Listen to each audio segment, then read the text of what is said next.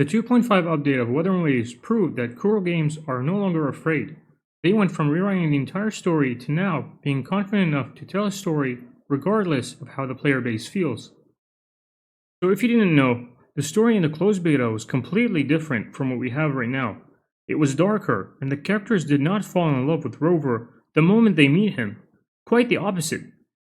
The characters were aggressive towards our beloved MC, and they didn't trust him, even after constantly proving himself. Kurogames received a lot of backlash and criticism because of that, mainly from the CN community, saying that the story pacing felt boring and they didn't like the characters being this aggressive towards them. This forced the developers to rewrite most of the story, which is what we have right now. This is also the reason why some characters never appeared, like Kalcharo and Danjin. But just like PGR, how the punishing was a reminder to them for the end of service of their first game, the closed beta situation was still on their mind. The road changed, but the goal was still the same: delivering a deep, meaningful story. Due to the rewriting of the story, 1.0 was a mess, and this included the story and not just the optimization of the game. Many terms like tacit discord, resonators, or lament were thrown at the player without proper explanation or build-up. The rewrite didn't have enough time to properly pace out character introductions and emotional build-ups. The cast fell flat early on, and emotional moments didn't land because the relationships were not developed. Rover's amnesia felt like a cheap excuse to keep players uninformed, unlike the closed beta, where you get a flashback every once in a while about Rover's past. 1.0 story suffered because it tried to fix a bloated beta script too late in development, instead of a deep, slow introduction to the world. Players got a rushed, shallow, and at times confusing narrative. The early story is a complete mess, with the common recommendation being, skip the first 3 acts and until you meet Scar. Then it will get better. But with the release of 1.1 and above, the quality already improved. One of the things that the community praises Wuthering Waves for is the storytelling. Compared to some other gachas that make you sit for an 8-hour bloated dialogue and yap until you lose the plot, the average length for a main story quest in wuwa is 2 hours. And many improvements were made to enhance your experience during those 2 hours. Instead of just throwing random terms and metaphors at you, they added highlights and descriptions for them. If the dialogue seems boring, but you do not want to skip it so you don't miss anything important, they added a summary to provide you with the important things being discussed. And if you weren't paying attention, you can go back and read the dialogue from start to finish. Seeing the game improve overall is what kept the players going.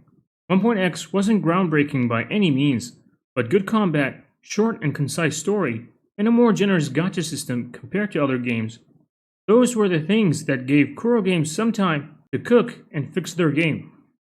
And with Tencent noticing that potential, they were ready. Many consider 2.0 to be the best version update in gacha history, and I'm one of them.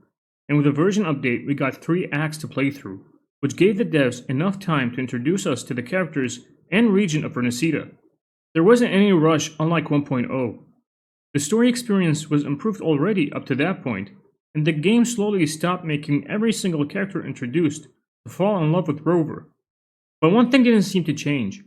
Although we were told that Rover erasing his memory was due to him not finding any solutions, thus he wanted to start over, we always seemed to do the same thing: save the day, get the waifu, and farm some ore.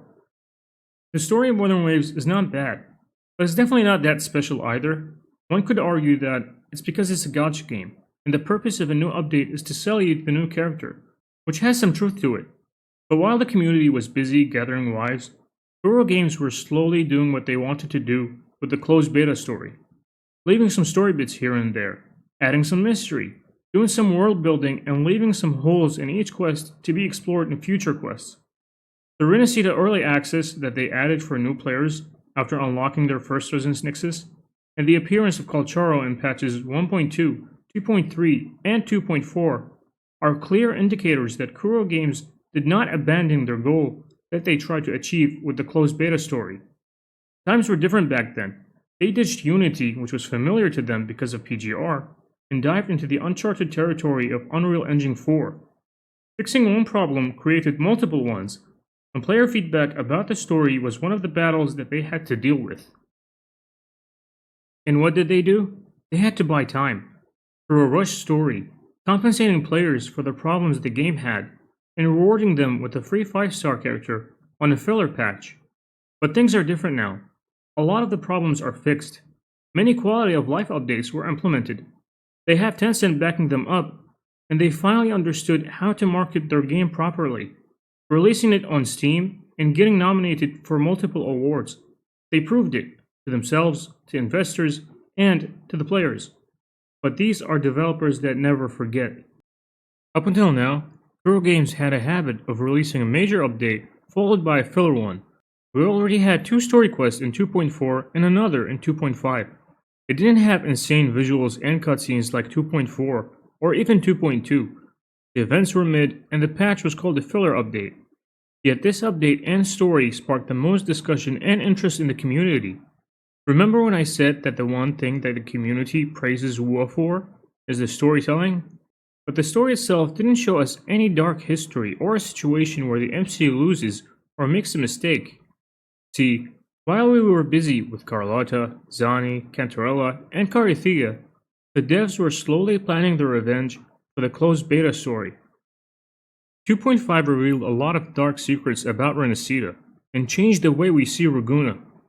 The echoes were experiments done by merging human consciousness with TDs and not a gift from the Sentinel. Fenrico was corrupted by the Threnodian due to him and other acolytes trying to stem the dark tide from spreading, which led many of them to lose their minds to the point of not eating or drinking unless their caretaker uses a special salt to purify their food. But the main highlight of the story was about Rover and Phrolova.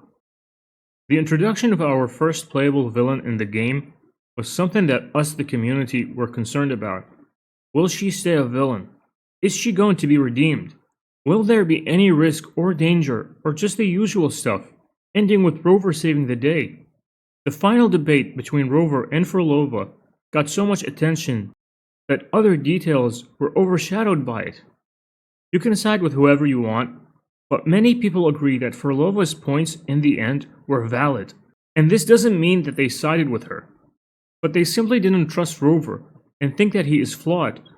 It turns out that the events of 2.0 and Rover becoming the laureate was all part of Phrolova's plan, because that would mean Imperator would then communicate with Rover, leading to the events of 2.2, hence why she is there after Rover saves Cardathea.